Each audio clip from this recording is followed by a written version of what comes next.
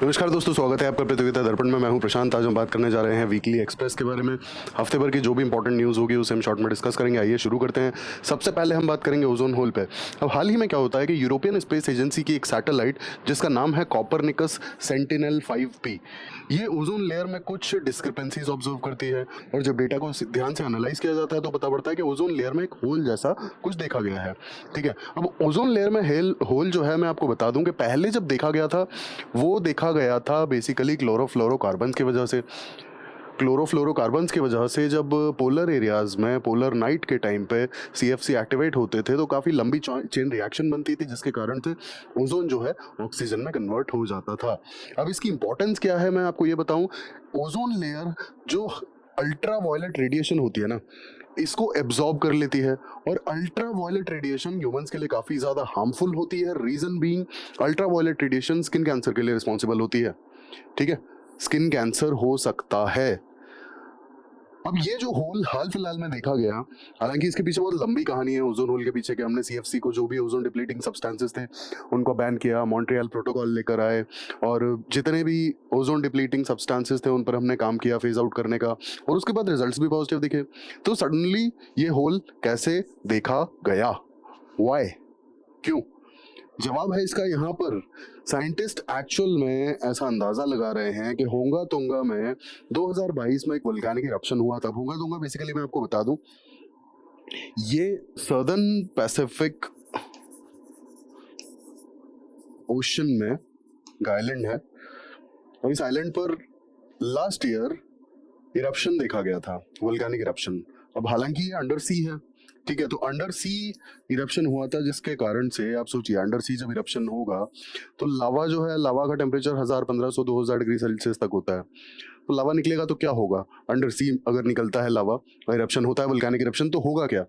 Obvious सी बात है, steam बनेगा। पानी के कांटेक्ट में जब आएगा वो लावा तो पानी इवेपोरेट करेगा, तो स्टीम बना। साथ के साथ स्टीम के साथ एक और इशू जो देखा गया, जो साइंटिस्ट ऐसा अंदाजा लगा रहे हैं कि इरप्शन के बाद जो सॉल्ट वाटर की स्टीम निकली वो काफी सारे जो एनवायरनमेंट में मौजूद केमिकल्स के साथ में रिएक्ट करी, and these chemicals are responsible for this hole, ऐसा अंदाजा लगाया जा रहा है।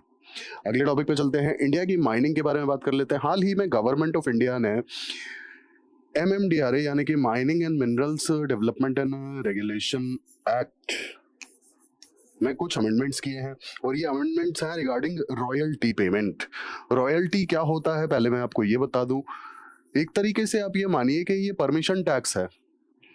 आप कहीं पर भी कोई भी एक्सकवेशन कर रहे हैं, मिनरल्स की खुदाई कर रहे हैं, तो आप गवर्नमेंट को एक टैक्स देते हैं उस एक्सकवेशन का, उस मिनरल को निकालने का, वही होती है रॉयल्टी। तो हाल फिलहाल में जो MMDRA यानी कि mining and minerals development and regulation act में जो चेंजेस किए गए हैं, जो अमेंडमेंट लाए गए हैं, वो हैं रिगार्डिंग रॉयल्टी। और रॉयल्टी किसके लिए?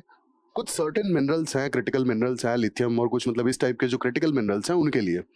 ठीक है, तो अब हम यहाँ पर एक चीज देख लेते हैं कि इंडिया का ग्लोबल लेवल पे माइनिंग का स्टेटस क्या है। कोल और लिग्नाइट में इंडिया का जो प्रोडक्शन है वो सेकंड रैंक पर है। स्टील में जो है सेकंड रैंक पर है ग्लोबल लेवल पे, आप देखेंगे। एल्यूमिनियम में थर्ड रैंक पर है, और आयरन ओर में फोर्थ रैंक पर है। और ये एक रिपोर्ट के अकॉर्डिंग 2020 तक का डेटा है। आइए आगे चलते हैं। Smart fencing system. अब हाल ही में मिनिस्ट्री ऑफ होम अफेयर्स की एक रिपोर्ट आती है, और उस रिपोर्ट में ऐसा कहा जाता है कि smart fencing system Indo Myanmar border पर बहुत ही जल्दी लाया जाएगा। स्मार्ट फेंसिंग सिस्टम होता क्या है? तो स्मार्ट फेंसिंग सिस्टम की मैं आपको एक चीज़ बता दूं कि आपने देखा होगा बॉर्डर जनरली हम लोग कैसे देखते हैं, तारें लगी होती हैं। ठीक है, इस टाइप का कुछ फेंसिंग लगा होता है, बहुत लंबे लंबे पोल्स होते हैं, और ये ऊपर बार्ब वायर होती है, और ऐसे कुछ आपकी वायर्स होती हैं। ठीक है, जालियाँ वालियाँ लगी होती हैं। बट स्मार्ट फेंसिंग में ये तो होता ही है, इसके साथ में एडिशनल चीज़ें भी कुछ होती हैं, इसलिए इसको स्मार्ट फेंसिंग कहा जा रहा है। सिर्फ फेंसिंग नहीं है, सिर्फ तारें नहीं लगी हुई हैं, ये स्मार्ट तारें हैं। स्मार्ट कैसे हैं ये? क्योंकि यहाँ पर आप जो सर्वेलेंस करेंगे ना, सर्वेलेंस के लिए आप फिजिकल बैरियर्स तो यूज़ करेंगे ही, साथ के साथ सेंसर्स भी यूज़ करेंगे, कैमरास भी यूज़ करेंगे, और कम्युनिकेशन सिस्टम भी यूज़ करेंगे। तो हो गए ना स्मार्ट। आप देखिए, सेंसर भी, कैमरा भी और कम्युनिकेशन सिस्टम भी आपने यूज़ किया। फिजिकल बैरियर्स तो पहले से ही थे, ये तार तो आपने कुछ नया नहीं देखा ना बॉर्डर पे। तो स्मार्ट का मतलब है कि यहाँ पर सेंसर्स यूज किए जाएंगे और ये प्रेशर सेंसर्स होंगे। अगर कोई वॉक करता हुआ आता है आपको पता पड़ जाता है। कैमरास होते हैं, थर्मल कैमरास भी होते हैं।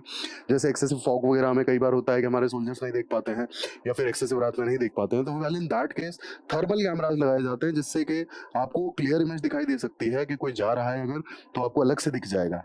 ठीक है, तो थर्मल कैमरास भी होते हैं, HD कैमरास भी होते हैं और कम्युनिकेशन सिस्टम भी होते हैं।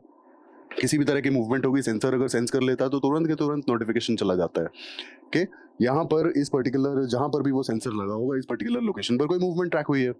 तो ये हो गया आपका स्मार्ट फेंसिंग सिस्टम। इस तरीके से स्मार्ट फेंसिंग सिस्टम को यूज करके किसी भी तरह की इलीगल एक्टिविटी जो है वो डिटेक्ट कर ली जाती है।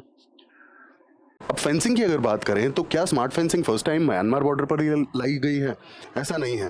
फर्स्ट टाइम 2018 में लाई गई थी इंडिया पाकिस्तान बॉर्डर पर। ठीक है, पाकिस्तान के साथ में जो बॉर्डर शेयर करता है इंडिया, वहां पर ये लगाई जा चुकी है ऑलरेडी। अब म्यांमार बॉर्डर की अगर बात की जाए तो म्यांमार स्पेसिफिकली इंडिया के 4 नॉर्थ ईस्टर्न स्टेट्स के साथ में बॉर्डर शेयर करता है, जिसमें पहला आता है अरुणाचल, दूसरा आता है नागालैंड, तीसरा है मिजोरम, चौथा है मणिपुर और सबसे लंबी बॉर्डर जो म्यांमार शेयर करता है वो अरुणाचल प्रदेश के साथ में शेयर करता है। नेक्स्ट टॉपिक पे चलते हैं। हाल फिलहाल में गोवन काजू यानी कि गोवा का जो काजू है लोकल, उसे GI टैग मिल गया है। अब काजू के बारे में थोड़ा सा हमें पता होना चाहिए, रीजन बीइंग गोवन काजू को GI टैग मिला है। तो सबसे पहली बात कि काजू जो है इंडिया में होता नहीं था। ये अगर आप देखेंगे तो लैटिन अमेरिका, ब्राजील से लेकर आया गया था और जो पोर्चुगीज आए थे उन्होंने इंट्रोड्यूस किया था 16th सेंचुरी में। अब काजू की एक खास बात है कि काजू जो है ना वो सैंडी सॉइल में बहुत अच्छा लगता है। ठीक है, और अगर क्ले सॉइल होगी ना, क्ले सॉइल होगी तो उसमें काजू ठीक से नहीं लगेगा। दूसरी बात, हाई रेनफॉल चाहिए होती है, हाई ह्यूमिडिटी चाहिए होती है और बेस्ट थ्राइव करता है ये, मतलब इसकी बेस्ट क्रॉप आप देख सकते हैं अगर ओवरऑल टेम्परेचर 20 डिग्री से ऊपर रहता है तो, और 40 डिग्री से कम रहता है तो।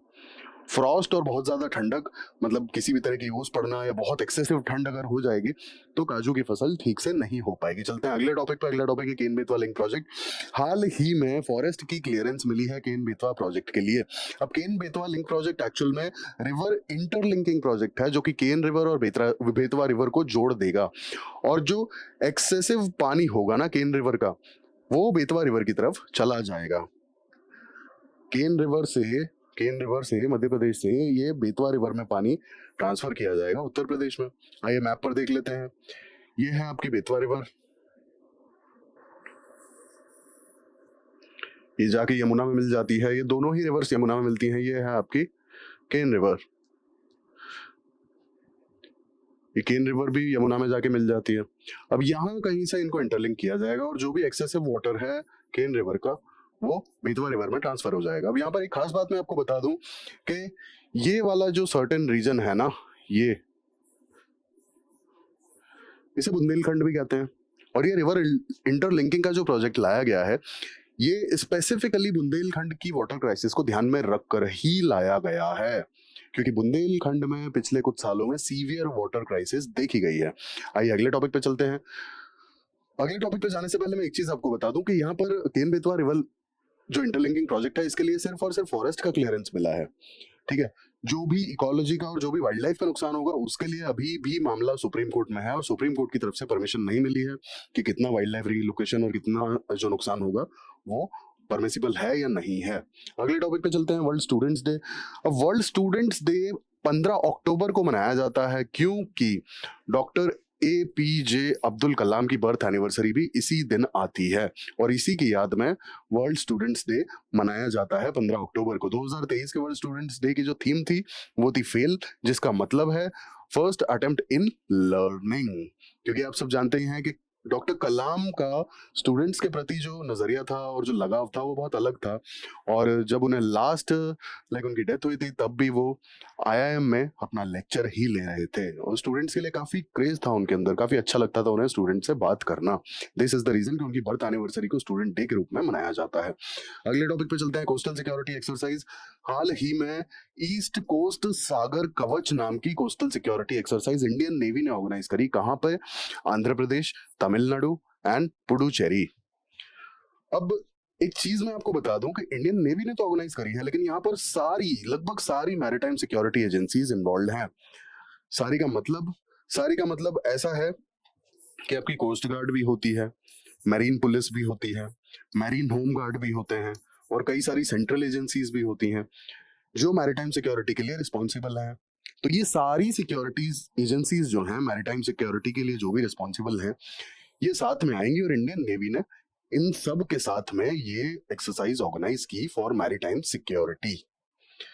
वर्ल्ड फूड डे की बात कर लेते हैं, अगले टॉपिक पे चलते हैं। वर्ल्ड फूड डे 16 अक्टूबर को मनाया जाता है क्योंकि फूड एंड एग्रीकल्चर ऑर्गेनाइजेशन, जो कि एक ऑर्गेनाइजेशन है, यूएन की यूएन बॉडी है, ये 16 अक्टूबर 1945 को एस्टैब्लिश की गई थी, इसकी नींव रखी गई थी। 2023 के अगर हम थीम की बात करें तो 2023 के वर्ल्ड फूड डे की थीम है water is life, water is food, leave no one behind. और specifically world food day sustainable development goal 2 के बारे में बात करता है, दैट इज जीरो हंगर। अगले टॉपिक पे चलते हैं। ओलंपिक्स में हाल ही में 5 नए स्पोर्ट्स को एंट्री मिली है। अब एक्चुअल में बॉम्बे में यानी कि मुंबई में इंडियन इंटरनेशनल ओलंपिक कमेटी का सेशन हुआ था, इंटरनेशनल ओलंपिक कमेटी आईओसी, इसका एक सेशन हुआ था मुंबई में। और जो लॉस एंजलिस में ओलंपिक गेम्स होने वाले हैं 2028 में, उसके लिए 5 नए गेम्स की बात यहाँ पर अप्रूव कर दी गई है। कौन कौन से गेम्स हैं वो? T20 क्रिकेट को इंट्रोडक्शन मिला है, और T20 क्रिकेट भी अब ओलंपिक्स में खेला जाएगा। इसके बाद बेसबॉल या फिर soft ball, flag football, lacrosse and squash.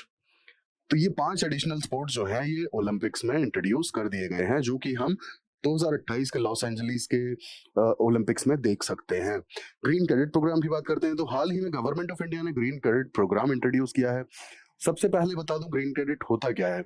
आप अगर कोई भी ऐसा काम करते हैं जिससे एनवायरमेंट को सपोर्ट मिलता है, एनवायरमेंटल सस्टेनेबिलिटी को सपोर्ट मिलता है, एनवायरमेंट का कोई नुकसान नहीं होता है, तो आपको ग्रीन क्रेडिट मिलता है। ठीक है, बेसिकली ग्रीन क्रेडिट होता क्या है? ग्रीन क्रेडिट, अगर आपने कोई ऐसी एक्टिविटी की जिससे एनवायरमेंट को नुकसान नहीं हुआ और एनवायरमेंट की सुरक्षा हो सके, environment would be sustainably saved, that's it, आपको ग्रीन क्रेडिट मिलेगा उस एक्टिविटी के लिए। अब किस किस को मिल सकता है ये इंडिविजुअल्स को भी मिल सकता है और ऑर्गेनाइजेशंस को भी मिल सकता है। ठीक है, और ये ग्रीन क्रेडिट एक तरीके का इंसेंटिव होता है, वो किसी भी फॉर्म में हो सकता है, और ये ऐसे लोगों को दिया जाएगा जिनकी एक्टिविटीज की वजह से एनवायरमेंट पर पॉजिटिव इम्पैक्ट देखने को मिलेगा। अब हाल ही में एक न्यूज आई है कि हाईती में मल्टीनेशनल सिक्योरिटी मिशन अप्रूव कर दिया है यूनाइटेड नेशन सिक्योरिटी काउंसिल ने, क्योंकि हाईती में काफी ज्यादा डिस्टरबेंस, काफी वायलेंस देखने को मिल रहा है, और इसे कंट्रोल करने के लिए, क्रिटिकल इंफ्रास्ट्रक्चर को और वायलेंस को कंट्रोल करने के लिए, क्रिटिकल इंफ्रास्ट्रक्चर को बचाने के लिए मल्टीनेशनल सिक्योरिटी मिशन अप्रूव किया गया है यूनाइटेड नेशन सिक्योरिटी काउंसिल के द्वारा। अब हाईती है क्या? हाईती एक कंट्री है बेसिकली, आपका कैरिबियन रीजन का। ये आपके सामने मैप है, आप देख सकते हैं, ये है आपका हाईती, ये है आपका कैरिबियन सी, ये है आपका सदर्न अमेरिका, ये है मेक्सिको एंड ये है यूएसए। लोकेशन हमने देख लिया। अगले टॉपिक पे चलते हैं, Navratna status to RITES and IRCON. हाल ही में मिनिस्ट्री ऑफ फाइनेंस ने ये अनाउंस किया कि राइट्स और इरकॉन को नवरत्न स्टेटस दिया जाए। अब इन दोनों पीएससीज की खास बात यह है कि ये दोनों मिनिस्ट्री ऑफ रेलवेज के अंडर में आती हैं, और दोनों क्या है? सेंट्रल पब्लिक सेक्टर एंटरप्राइज, यानी कि पब्लिक सेक्टर अंडरटेकिंग। ठीक है, अब ये होता क्या है कि गवर्नमेंट को जब कोई बिजनेस कंडक्ट करना होता है तो वो एक आर्म बनाती है कई बार, या फिर एक ऑर्गेनाइजेशन बनाती है। ठीक है, और उनका स्पेसिफिक बिजनेस मोटिव होता है, वही होती है आपकी पब्लिक सेक्टर एंटरप्राइज। अब इन दोनों को Navratna status, RITES as well as IRCON को प्रोवाइड किया गया है। अब नवरत्न स्टेटस का फायदा क्या होता है? नवरत्न स्टेटस का फायदा ये होता है कि जो भी पब्लिक सेक्टर एंटरप्राइज होती हैं उन्हें फाइनेंशियल ऑटोनॉमी मिल जाती है। नवरत्न स्टेटस अगर मिलता है तो साथ के साथ फ्लेक्सिबिलिटी मिल जाती है। किस चीज की फ्लेक्सिबिलिटी? वो इंटरनेशनल मार्केट में, ग्लोबल लेवल पे कॉम्पीट कर सकती हैं प्राइवेट सेक्टर के साथ में। साथ के साथ उन्हें फाइनेंशियल ऑटोनॉमी मिल जाती है, जिसके कारण से वो लगभग 1000 करोड़ रुपए की इन्वेस्टमेंट बिना गवर्नमेंट से अप्रूव कराए कर सकती हैं। यानी कि अगर जो भी अथॉरिटी है, जो भी हाईएस्ट अथॉरिटी है इन पीएससीज की, उन्होंने परमिशन दे दी तो 1000 रुपए तक का 1000 करोड़ रुपए तक का इन्वेस्टमेंट ये पीएससीज कर सकती हैं, और इन्हें गवर्नमेंट से यानी कि पर्टिकुलर मिनिस्ट्री से अप्रूवल लेने की जरूरत नहीं है। यही फायदा है नवरत्न स्टेटस का। अगले टॉपिक पे चलते हैं, RCEP, regional comprehensive economic partnership. अब हाल ही में हमारे पड़ोसी देश श्रीलंका और बांग्लादेश ने ऐसी इच्छा बताई है कि वो आरसीईपी यानी कि रीजनल कॉम्प्रिहेंसिव इकोनॉमिक पार्टनरशिप को ज्वाइन करें। क्या है आरसीईपी? आरसीईपी बेसिकली एक ट्रेडिंग ब्लॉक है, ट्रेडिंग ब्लॉक यानी ट्रेडिंग ग्रुप है, ठीक है। और ट्रेडिंग ब्लॉक है तो ऑब्वियस सी बात है कि जो कंट्रीज इसकी मेंबर्स होंगी ये एक दूसरे के एक्सपोर्ट इंपोर्ट को थोड़ी सी रियायत देंगी, थोड़ी सी ड्यूटीज वगैरह में, एक्सपोर्ट इंपोर्ट की ड्यूटीज में कटिंग देखी जाएगी, कट डाउन किया जाएगा, ऑब्वियस सी बात है, वो बेनिफिट्स होंगे। तो और अगर ये बेनिफिट्स होंगे तो ऑब्वियस सी बात है कि इंपोर्ट और एक्सपोर्ट थोड़ा थोड़ा कंपैरेटिवली सस्ता पड़ेगा। अब जैसे सपोज चाइना और जापान आरसीईपी के मेंबर्स हैं, तो चाइना से जो एक्सपोर्ट जापान में जाएगा तो वहां पर चाइना को थोड़ी सी कम ड्यूटीज फेस करनी पड़ेंगी, ठीक है। साथ के साथ जापान का जो एक्सपोर्ट चाइना में जाएगा वहां पर ड्यूटीज कम फेस करनी पड़ेंगी, थोड़ी सी कट डाउन हो जाएंगी। तो इससे होगा क्या, चाइनीज गुड्स जापान में थोड़े से सस्ते हो जाएंगे और जापानीज गुड्स चाइना में थोड़े से सस्ते हो जाएंगे। यही फायदा है इसका ट्रेडिंग ब्लॉक का। अब इंडिया ने ये ट्रेडिंग ब्लॉक एक्चुअल में टैरिफ के चक्कर में ही छोड़ा था। कुछ ऐसे सेक्टर्स थे जिसमें इंडिया टैरिफ कट डाउन नहीं करना चाहता था, यानी कि इंपोर्ट ड्यूटीज कट डाउन नहीं करना चाहता था, क्योंकि डोमेस्टिक सेक्टर हर्ट हो सकता था उस चीज से। इसीलिए इंडिया ने इस ट्रेडिंग ब्लॉक को छोड़ दिया था। अदरवाइज पहले इंडिया भी चाहता था कि वो इसका मेंबर बना रहे। तो हाल फिलहाल में कौन कौन मेंबर है? 15 मेंबर हैं, including China, Japan, New Zealand, south Korea, Australia और आसियान के 10 नेशंस। आसियान के जो 10 नेशंस हैं कौन कौन से? Brunei, Cambodia, Indonesia, Laos, Malaysia, Myanmar, Philippine, Singapore, Thailand and Vietnam. तो ये हमने डिस्कस किया आरसीपी ने। चलते हैं अगले टॉपिक पे, Patugamma festival. Patugamma festival basically local exotic flowers का एक फेस्टिवल है। वुमेन सेलिब्रेट करती हैं इसे। और कहाँ सेलिब्रेट किया जाता है? ये तेलंगाना में। 9 दिन का फेस्टिवल होता है टोटली। ये चलते हैं अगले टॉपिक पे। अगला टॉपिक है हमारा made in test flight of Gaganyaan. अब 21 अक्टूबर को गगनयान मिशन की पहली टेस्टिंग फ्लाइट उड़ने वाली है। इसका नाम flight test vehicle abort mission, ठीक है। और इसका एम क्या है? इसका एम है कि क्रू एस्केप सिस्टम की परफॉर्मेंस को चेक करना। मतलब अगर किसी कोई एक्सीडेंट होता है किसी तरह का तो क्रू सेफली बाहर निकल सकता है या नहीं। अब गगनयान मिशन के बारे में बता दूं कि मैन्ड स्पेस मिशन है ये इसरो का। मैन्ड स्पेस मिशन है, जैसे हम रॉकेट्स भेजते हैं तो रॉकेट्स अपना काम खुद कर देते हैं, उसमें कोई भी एस्ट्रोनॉट या वो तो नहीं होता है, ठीक है। बट इसरो इस बार रॉकेट्स में जब स्पेस में रॉकेट्स भेजेगा तो उसमें एस्ट्रोनॉट्स भी जाएंगे इसरो के साथ में। यही है गगनयान मिशन। अगले टॉपिक पे चलते हैं, 69th नेशनल फिल्म अवार्ड्स। हाल ही में प्रेसिडेंट ऑफ इंडिया ने 69th नेशनल फिल्म अवार्ड्स भी दिए। साथ ही में Dada Saheb Phalke life time achievement award दिया गया साल 2021 के लिए, और ये दिया गया वहीदर रहमान को। अगले टॉपिक पे चलते हैं, contempt of court. Contempt of court होता क्या है? जैसे ये ऐसे समझेंगे हम, आर्टिकल 19 जो फ्रीडम ऑफ स्पीच है, तो आप इसमें क्लॉज पढ़ते हैं कि सर्टेन रेस्ट्रिक्शंस। ये वाला क्लॉज आपने इसमें 100% पढ़ा ही होगा कि फ्रीडम ऑफ स्पीच में सर्टेन रेस्ट्रिक्शंस हैं जो कि स्टेट लगा सकता है, बिल्कुल। तो कंटेम्प्ट ऑफ कोर्ट भी वही चीज है, certain restrictions on freedom of speech. ऐसा नहीं है कि भाई कोर्ट का कोई आदेश लेकर आया तो आप उस आदेश को फाड़ के फेंक देंगे। ये कोर्ट का कोई फैसला आया तो आपने कह दिया नहीं भैया कोर्ट तो गलत है, कोर्ट ने तो बहुत ही गलत फैसला दिया। और मतलब होता है ना कि कोर्ट को ऐसे नहीं करना चाहिए था, वैसे नहीं करना चाहिए था। एक होता है कंस्ट्रक्टिव क्रिटिसिज्म कि आप कोर्ट के फैसले से सहमत नहीं हो, आपने अपना रीजन बता दिया और वो भी ऐसा बताया कि हाँ कोर्ट कुछ ऐसी चीज इसमें चेंज कर सकता है जिससे ये फैसला और बेटर हो सकता है। आप ऐसा नहीं बोल सकते ना कि कोर्ट को फैसला देना चाहिए था इस डायरेक्शन में, कोर्ट ने इस डायरेक्शन में फैसला दे दिया और आप मतलब होता है क्रिटिसाइज किए जा रहे हो और कोर्ट का फैसला मानने भी तैयार नहीं हो, ठीक है। सपोज वो आपके पर्सनल डोमेन में भी हो तो हर एक चीज के लिए प्रॉपर रूल्स एंड रेगुलेशंस मौजूद हैं। आपको लोअर कोर्ट्स का अगर फैसला नहीं समझ में आता है, आप हायर कोर्ट में जाके अपील कर सकते हैं। ऐसा नहीं है कि आप उसे मानेंगे ही नहीं, आप अपील कर सकते हैं। वहां भी अगर कोर्ट ने अपील कर दिया उसे तो आपको वो मानना पड़ेगा। आपने नहीं माना, that's what is contempt of court. Excessive criticism, और वो भी होता है कि मतलब ऐसा क्रिटिसिज्म जो कहीं ना कहीं जुडिशरी की मान मर्यादा को नुकसान पहुंचाए। ऐसा नहीं कह रहा कि आप कोर्ट के फैसले को क्रिटिसाइज नहीं कर सकते, लेकिन आप ऐसे क्रिटिसाइज नहीं करेंगे कि जुडिशरी की जो इंटीग्रिटी है और जुडिशरी की जो रेपुटेशन है आप उसी पर उंगली उठा रहे हैं और जुडिशरी के आप नॉलेज पर उंगली उठा रहे हैं, तो वो चीज गलत होगी। वो कंटेम्प्ट ऑफ कोर्ट में आता है और वो आपके फ्रीडम ऑफ स्पीच में नहीं आता है, ठीक है। अब बात आती है कि कंटेम्प्ट ऑफ कोर्ट की पावर्स कौन से आर्टिकल्स में डिफाइंड है। तो सुप्रीम कोर्ट के लिए आर्टिकल 129 में कंटेम्प्ट ऑफ कोर्ट डिफाइंड है और हाई कोर्ट्स के लिए आर्टिकल 215 में कंटेम्प्ट ऑफ कोर्ट डिफाइंड है। और कौन सा लॉ पूरी डिटेल प्रोवाइड करता है कंटेम्प्ट ऑफ कोर्ट की? Contempt of court act 1971। अब इसकी जरूरत क्या पड़ी? इसकी जरूरत ये पड़ी कि यहाँ पर इन दोनों आर्टिकल्स में ये चीज डिफाइंड है कि कंटेम्प्ट ऑफ कोर्ट होता क्या है, किस केस में कंटेम्प्ट ऑफ कोर्ट होगा, बट उसके लिए क्या सजा मिलेगी, कितनी मिलेगी, वो सब यहाँ डिफाइंड है।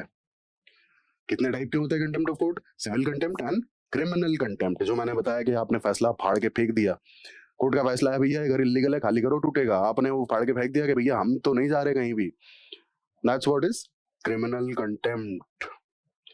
आइए चलते हैं अगले टॉपिक पे, राफा बॉर्डर। अब हाल ही में इजराइल हमास का जो कॉन्फ्लिक्ट था उसमें हमें ऐसी न्यूज आई देखने को मिली कि इजराइल और यूएसए की एक बैठक हुई थी और यूएसए के प्रेसिडेंट मिस्टर जो बाइडेन ने एक डील मीडिएट की कि गाजा में ह्यूमैनिटेरियन एड भेजा जाए क्योंकि बहुत खराब हालत है गाजा में इस समय पर। तो इसी को देखते हुए यूएसए के प्रेसिडेंट ने ये डील मीडिएट की कि रफा क्रॉसिंग के थ्रू ह्यूमैनिटेरियन एड गाजा में भेजा जाए। ठीक है, अब ये भेजा कैसे जाएगा? ये भेजा जाएगा रफा बॉर्डर क्रॉसिंग से।